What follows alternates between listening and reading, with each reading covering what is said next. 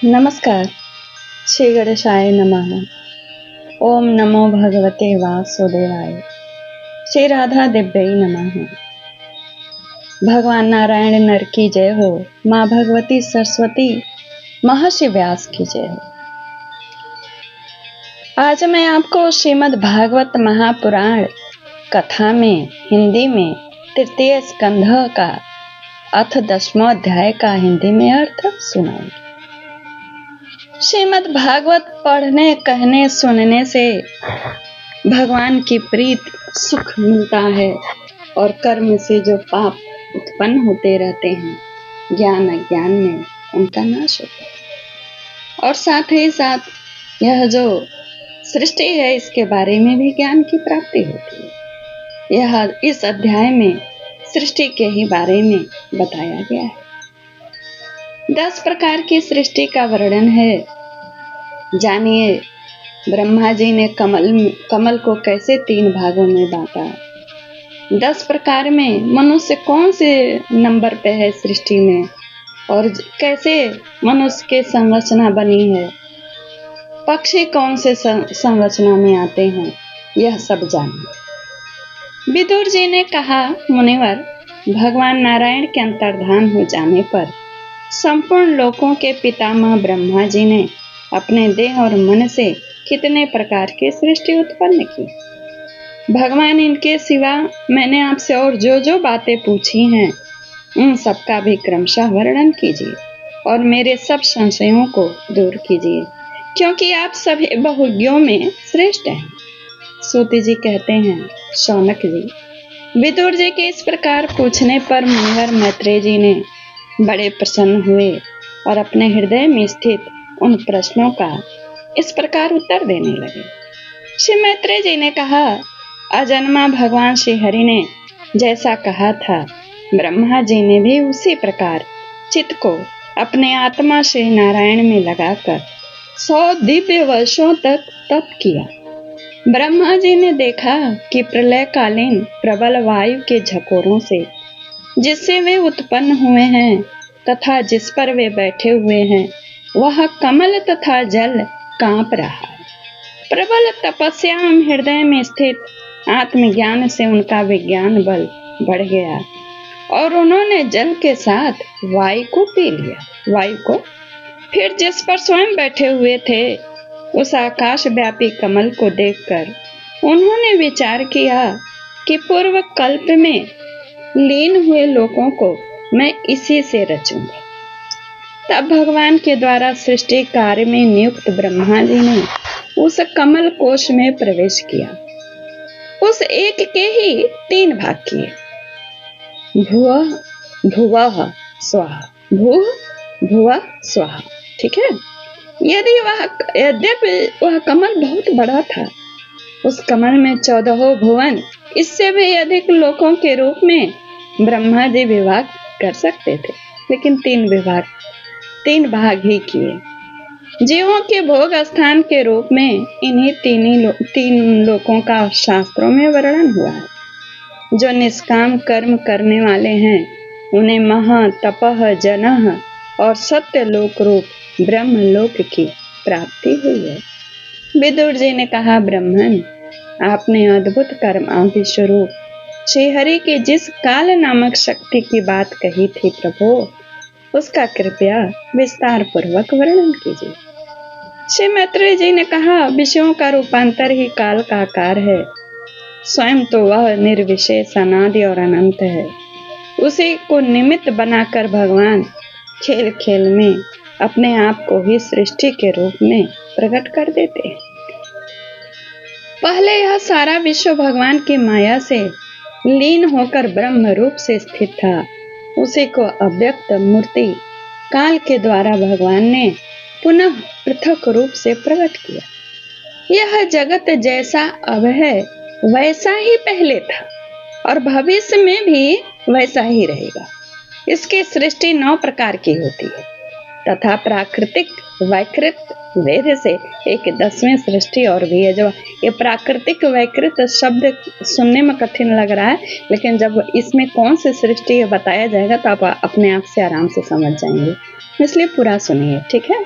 और इसका प्रलय काल द्रव्य तथा गुणों के द्वारा 3 प्रकार से होता है। अब पहले मैं 10 प्रकार की सृष्टि का वर्णन करता हूँ। पहली सृष्टि महत तत्व की है। भगवान की प्रेरणा से सत्वादि गुणों में विषमता होना ही इसका स्वरूप है। दूसरी सृष्टि अहंकार की है, जिससे पृथ्वी आदि पंचभूतियों, ज्ञानेंद्रियां और कर्मेंद्रियां की उत्पत्ति होती है।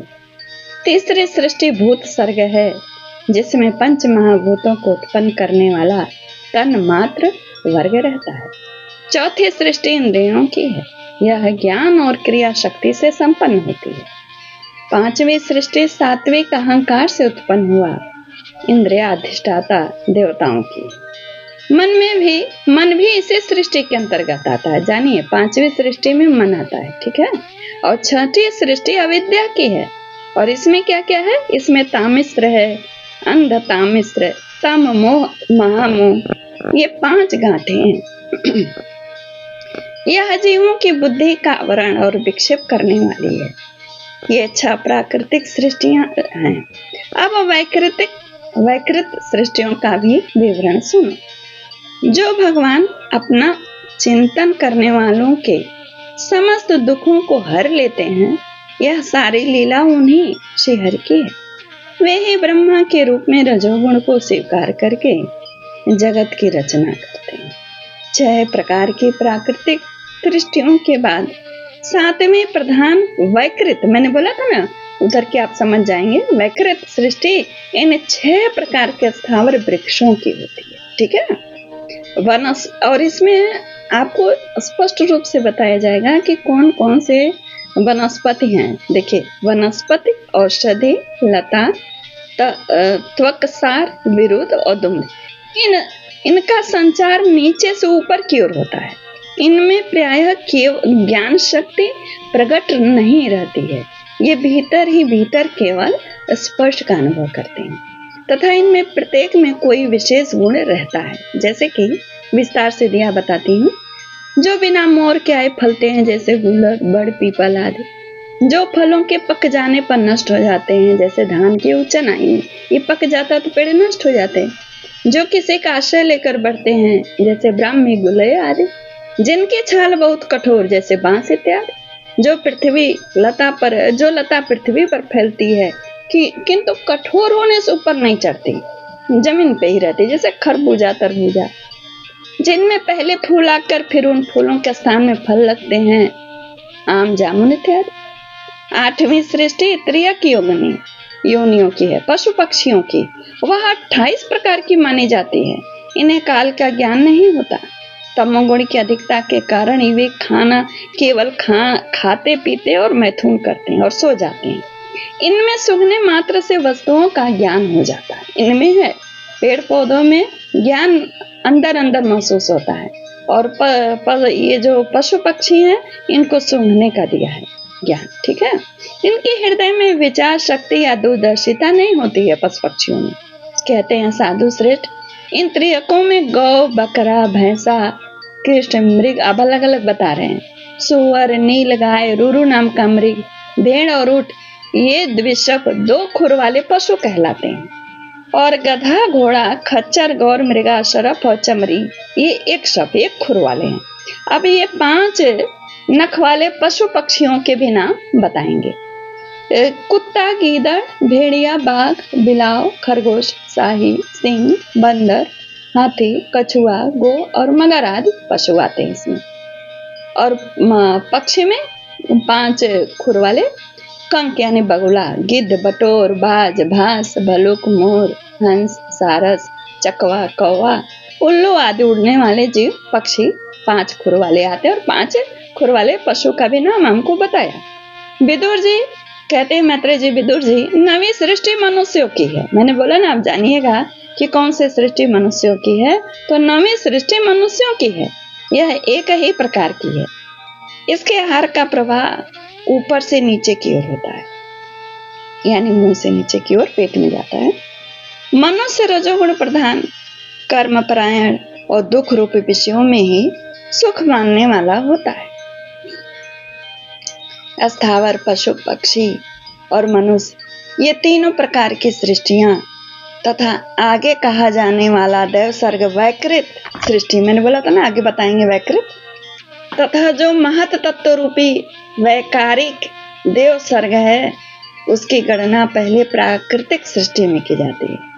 इनके अतिरिक्त सनत कुमार आदि ऋषियों का जो कौमार सर्ग है वह प्राकृतिक वैकृत दोनों प्रकार का है। देवता, पितर, असुर, गंधर्व, अप्सरा, यक्ष, राक्षस, सिद्ध, चारण, विद्याधर, भूत, प्रेत, पिशाच और किन्नर, किम पुरुष, अश्वमुखादि भेद से देव सृष्टि 8 प्रकार की है। विदुर जी, इस प्रकार जगत कर्ता श्री ब्रह्मा जी की रची हुई यह 10 प्रकार की सृष्टि मैंने तुमसे बताई। कहते हैं मैत्रेय जी, अब आगे मैं वंश और मंत्रवा आदि का वर्णन करूंगा।